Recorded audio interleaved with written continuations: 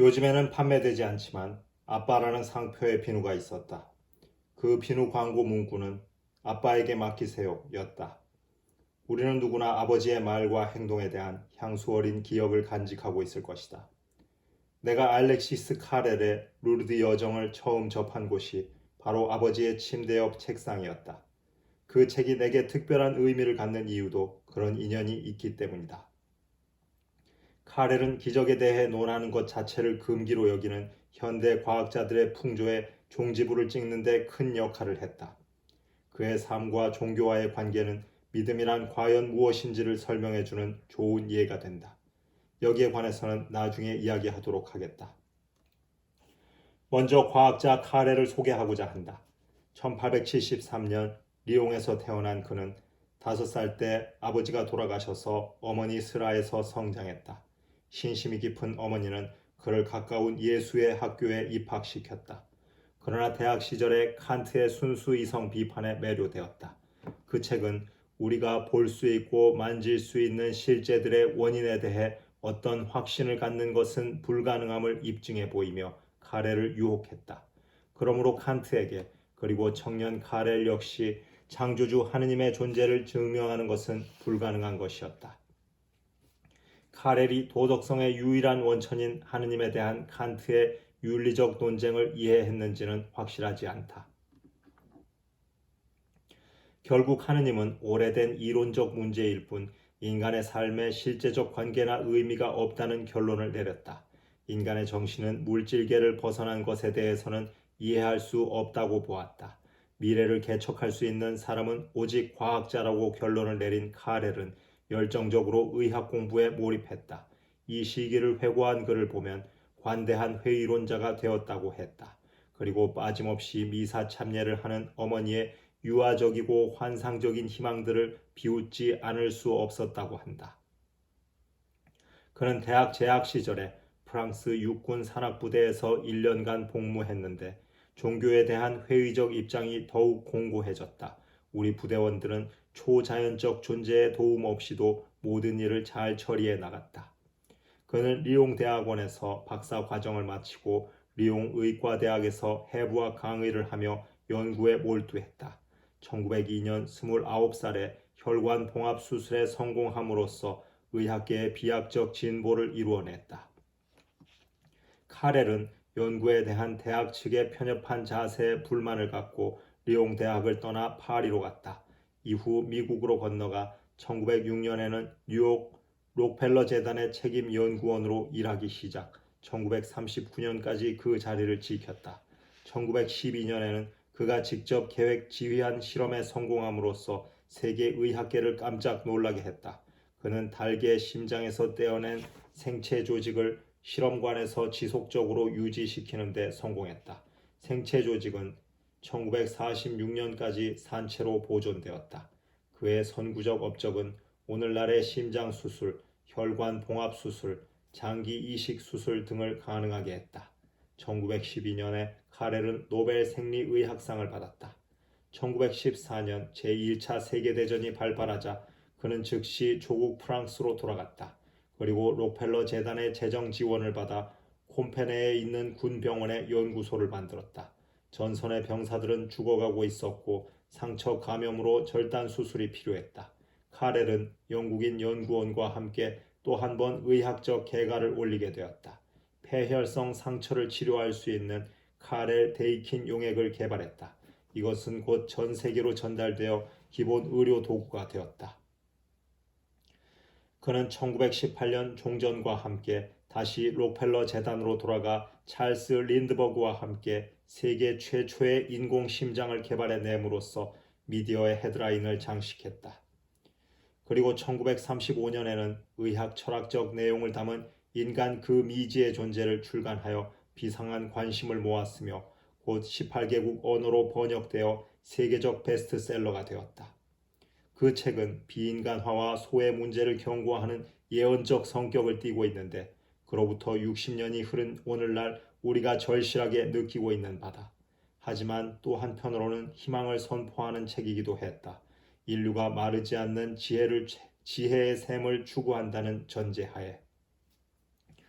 록펠러 재단의 새 책임자 허버트 가세르는 모든 직원의 정년을 65살로 결정했다. 당시 카렐은 66살이었다. 가세르는 예외를 인정하지 않아 1939년 카렐은 섭섭한 마음으로 록펠러 재단을 떠나게 되었다. 유럽에 전쟁이 터졌을 때 카렐은 동료들과 함께 새로운 과학윤리 재단을 설립할 계획이었다. 그는 사랑하는 조국 프랑스로 돌아갔지만 의료적 측면뿐만 아니라 모든 면에서 전쟁에 아무런 대비가 되어 있지 않은 현실에 충격을 받고 비타민, 의료 장비, 지원금 등을 마련하기 위해 미국으로 건너갔다. 카렐이 미국에 머무는 동안 프랑스는 항복했고 국토는 독일군에 점령당했다.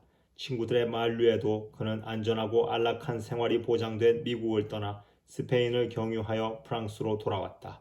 BC 정부는 그에게 보건부 장관을 맡으라고 압력을 넣었지만 거절했다.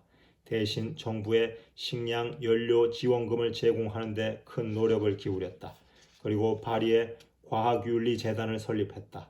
열악한 경제 형편으로 아내와 함께 냉방에서 힘들게 생활하며 자전거를 타고 다녀야 했다. 그의 건강은 점점 쇠약해져 갔다. 그는 고관들의 무능과 무책임을 비난함으로써 정부의 적이 되었다. 1944년 8월 연합군이 파리를 해방시키자 누군가가 카렐의 이름을 나치 협력자 명단에 올렸고 신문은 그 내용을 그대로 기사화했다. 카렐은 큰 충격을 받았다. 연합군 최고 사령관이었던 아이젠하워 장군이 친히 카렐에 대한 고발을 무효화하도록 명령했다. 하지만 카렐은 이미 정신적으로 깊은 상처를 입은 후였다. 1944년 5월 그는 두 번째 심장마비로 세상을 떠났다. 이제 카렐의 또 다른 면에 대해 알아보자. 1902년 젊은 의사요 의대 강사였던 카렐은 자신의 인생과 모든 인간 삶의 궁극적 의미를 찾아 나섰다. 당시 그는 의욕에 찬 연구원으로서 결핵 환자들을 많이 접했다. 스트랩토마이신이 아직 없던 그때 결핵은 죽음의 신과도 같았다. 그는 병원 회진 때 유사 결핵 환자를 발견하게 되었다. 겉으로는 결핵과 동일한 증상을 보이나 심리적으로 유발된 것임이 밝혀졌다. 그는 샤르코의 책을 통해 그런 현상에 대한 사전 지식을 갖추고 있었다. 병리적 정신 상태가 유사 질병을 유발시킬 수 있으며 그것은 심리적 접근 방법을 통해 치유될 수 있다. 아들이 신앙을 잃은 것을 슬퍼하던 어머니는 카렐에게 루르드의 기적 치유 이야기를 해주었다. 그러나 루르드의 치유 사례들은 샤르코가 말한 자기 암시에 의한 것이라고 이해했다.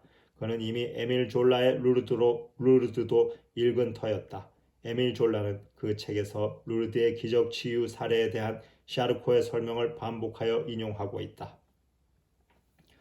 그러다가 우연한 기회에 샤르코와 졸라의 의견과 상반되는 구스타브의 글을 접하게 되었다. 구스타브 박사는 루르드 의무국의 책임자였는데 질병의 즉각적 치유를 주장하고 있었다. 카렐은 더욱 엄격하고 정밀한 검사를 한다면 구스타브 박사가 말한 사례들도 모두 심리적인 것이라고 자신했다.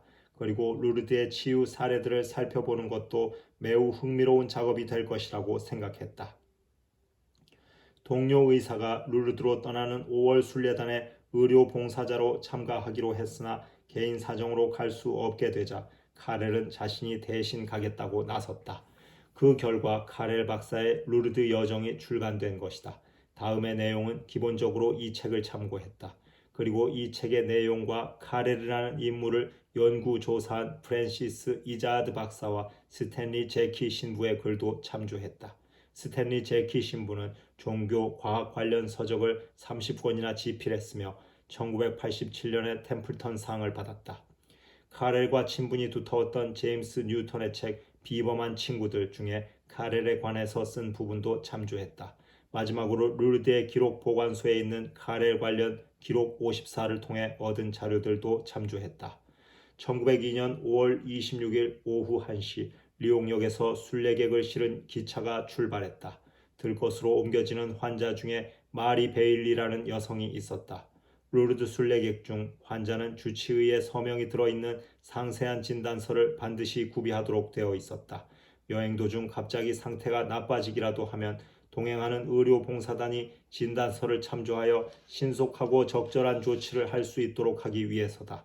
진단서에 의하면 마리 베일리는 상당히 진행된 결핵성 복막염을 앓고 있었다. 단시 결핵성 복막염은 불치병이었다.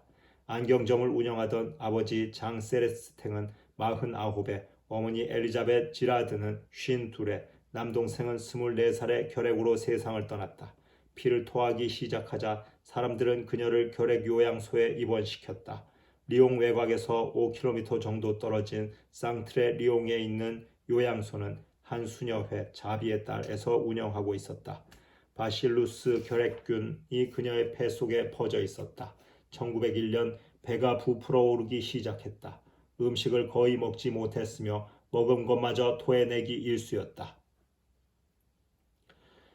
요양소 의사 로이 박사는 말기 결핵성 복막염으로 진단했다. 그리고 배꼽 아래를 절개하면 수명을 조금 연장할 수 있다고 판단하고는 그녀를 리옹의 성요셉병원으로 이송했다. 그러나 외과 과장 굴리오는 수술이 오히려 위험하다고 판단, 수술을 거절하고 다시 요양소로 돌려보냈다.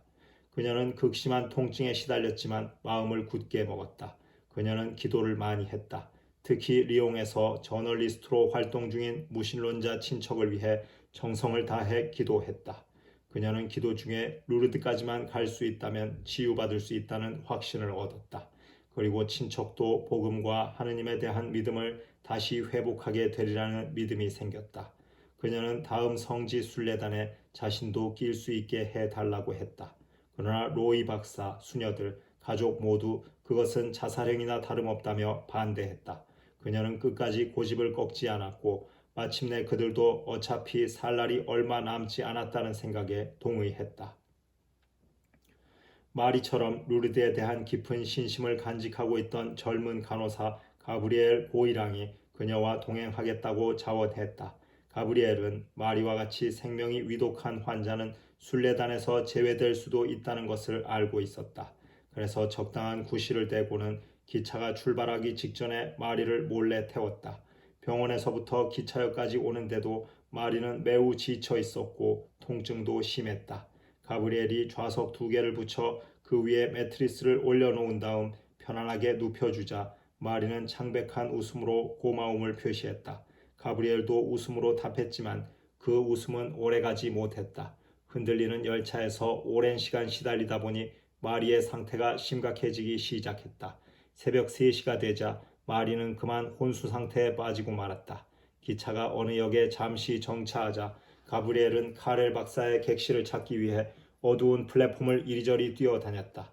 가브리엘은 카렐 박사에게 도와달라고 사정했다. 일기 형식으로 쓴 카렐 박사의 저서 루르드 여정에서 이 부분이 나오기 전까지 내용은 다소 명랑한 분위기였다. 순례자들의 모습과 5월의 아름다운 시골 풍경 등을 묘사해 놓았다. 그러나 그가 마리가 있는 객차에 도착하는 순간부터는 분위기가 극적으로 바뀐다. 그는 마리의 충격적인 상태를 보고 화가 치밀어 올랐다. 간호사에게 마리의 최근 병력에 대해 들은 그는 모르핀을 주사했다. 그는 부풀어 오른 마리의 배를 만져보고 다음과 같이 기록했다. 복부 팽창은 단단한 덩어리 때문이며 배꼽 부분에 우묵하게 유동체가 느껴진다. 전형적 결핵성 복막염이다. 체온은 정상 수치를 넘어섰고 다리는 부어 있으며 심장 박동과 호흡은 매우 빠르다. 기차가 다시 정차할 때까지 카렐 박사는 자리로 돌아갈 수가 없었다. 그렇게 위독한 상태에 있는 여성이 24시간 이상 걸리는, 그것도 아무 가망도 없는 순례 여행에 나섰다는 사실이 어이가 없었다. 그리고 여명이 밝아오면서 그 객차에 있는 다른 병자들의 모습이 하나 둘 눈에 들어오자 그는 메스꺼워지기 시작했다. 남루한 차림의 두 여자가 자식들을 데리고 있다. 한 아이는 무릎에 종양이 있었고 또 한 아이는 정신지체였는데 몸은 다 큰 처녀였다. 그 아이는 굳어버린 듯 자리에 꼼짝 않고 앉은 채 길게 늘어뜨린 혀를 힘없이 덜렁대며 짐승처럼 소리를 내고 있었다. 찻장 밖으로 펼쳐지는 눈부신 5월의 풍경과 병자들을 가득 실은 객차에 소름 끼치는 우울함은 극적인 대조를 이루고 있었다. 5월 27일 오후 2시가 다 되었을 때 멀리 가브, 루르드의 산에서 흘러내리는 물줄기가 보이자 사람들이 환호성을 울렸다. 그때 감정의 변화를 느끼고 스스로 놀란 카렐은 다음과 같이 서술했다. 루르드의 가늘고 뾰족한 산봉우리와 우아하고 고결한 그 자태, 그리고 객차에서 다른 객차로 퍼져나가는 아베 마리아 합창소리, 그것은 교회 성가대 소녀들이 꾀꼬리 같은 소리로 부르는 판에 박은 듯한 합창이 아니라 바로 가난한 이들의 기도 소리였다. 루르드역에서 기다리고 있던 들것드는 자원봉사자들이 마리와 다른 병자들을 세븐 소로스 병원으로 옮겼다. 카렐은 들것드는 자원봉사자 가운데서 동창을 발견하고는 놀랐다. 카렐은 그의 이름을 밝히지 않고 다만 AB로 불렀다. 후에 두 사람은 커피를 마시게 되었다. 카렐은 자신이 신자로서 그곳에 온 것이 아니라는 점을 분명히 했다.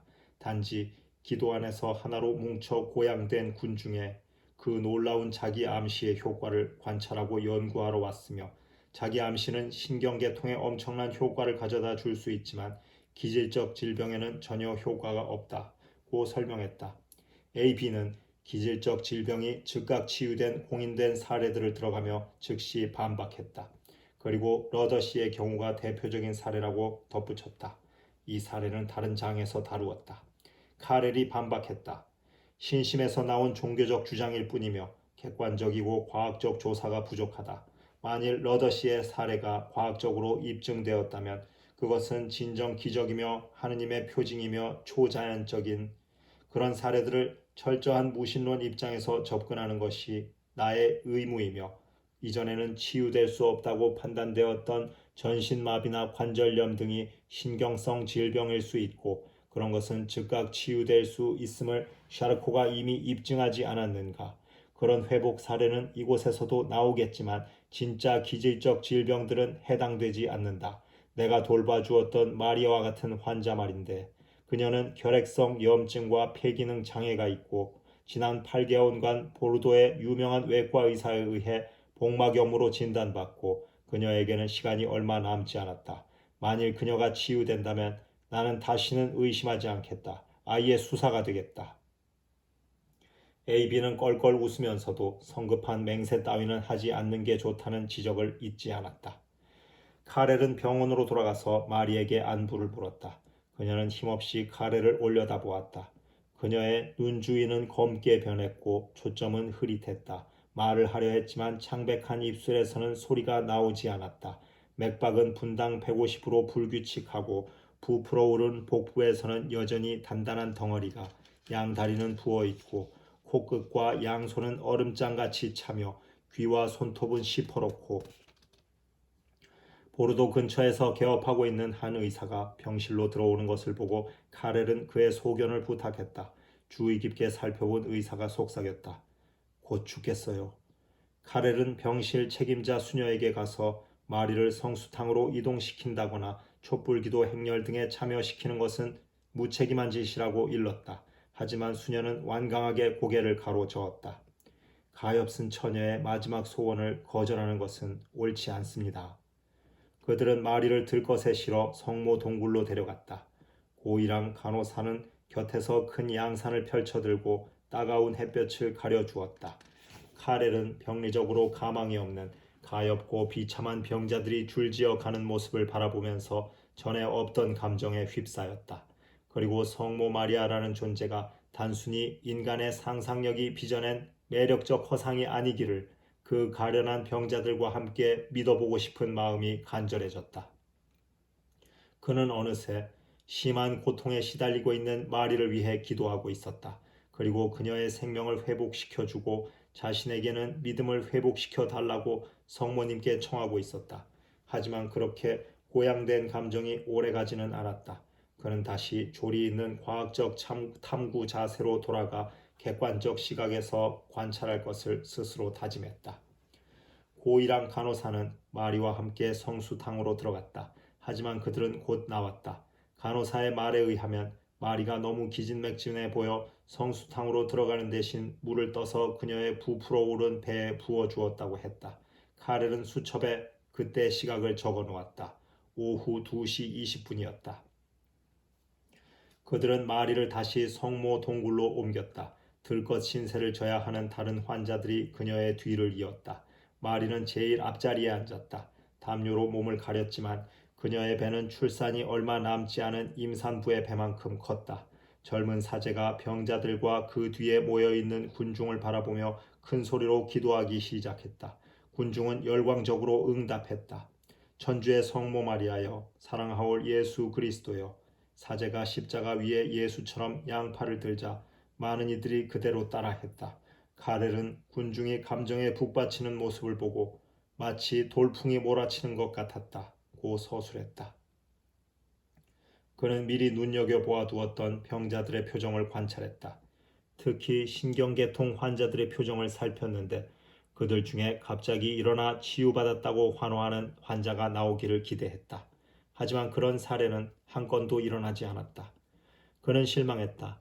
열광적 기도와 고양된 분위기에 편승하여 자기 암시와 종교적 히스테리증에 의한 치유 사례 한두 건은 목격할 수 있기를 기대했던 것이다. 그는 들것에 누워있는 마리 곁으로 다가갔다. 그리고 그녀의 얼굴에 화색이 돌고 가빴던 호흡도 안정되어 규칙적으로 숨쉬는 것을 확인했다. 그는 수첩에 오후 2시 40분이라고 적고 자신의 관찰력을 총동원하여 그녀에게 집중했다. 그녀의 모습은 확실히 변하고 있었다. 반쯤 감겨있던 흐릿한 눈빛이 또렷해졌고 성모상을 황홀한 눈빛으로 바라보고 있었다. 카렐의 수첩에는 또 다른 변화가 기록되어 있다. 오후 2시 55분 부풀어 올랐던 복부가 가라앉고 있다. 3시 10분 완전히 가라앉았다. 환자에게 상태를 물어보니 여전히 힘은 없지만 좀 나은 것 같다 고 대답했다. 카렐은 자신의 머릿속이 텅 비는 느낌이었고 어떻게 생각을 정리해야 할지 몰라 미쳐버릴 것 같은 기분이었다 고 덧붙였다. 자원봉사자들이 마리를 다시 병원으로 데리고 갔다. 카렐도 따라갔다. 부하사리 박사는 카렐로부터 전후 사정을 들으면서 전혀 놀라는 기색이 없었다. 의무국 원장은 마리가 기적치유 사례로 인정받는다 하더라도 결핵성 복막염 치유의 첫 사례는 아니라고 귀띔했다. 그리고 원한다면 의무국 기록실에 보관되어 있는 살바토르 신부의 치유 사례 문건을 보여주겠다고 했다. 살바토르 신부 카푸친 수사는 1898년 36살에 폐결핵에 걸렸다. 2년 후 의사들은 장상에게 결핵성 복막염으로 죽음이 임박했으니 더 이상의 치료는 의미가 없다고 말했다. 이 말을 전해 들은 살바토르는 의사들의 단호한 반대에도 루르드 성지 순례에 나서겠다는 뜻을 굽히지 않았다. 브르타뉴의 디나르드에서 루르드까지의 열차 여행은 길고도 고통스러웠다. 6월 26일 그는 거의 죽어가는 상태로 루르드에 도착했다. 자원봉사자들은 그를 즉시 성수탕으로 옮겼다. 그런데 그가 성수탕에서 나올 때 얼마나 활기찬 모습이었는지 자신이나 주위에 있던 사람들 모두 그가 치유되었음을 확신할 수 있었다. 고 의무국 공식 보고서에 기록되어 있다.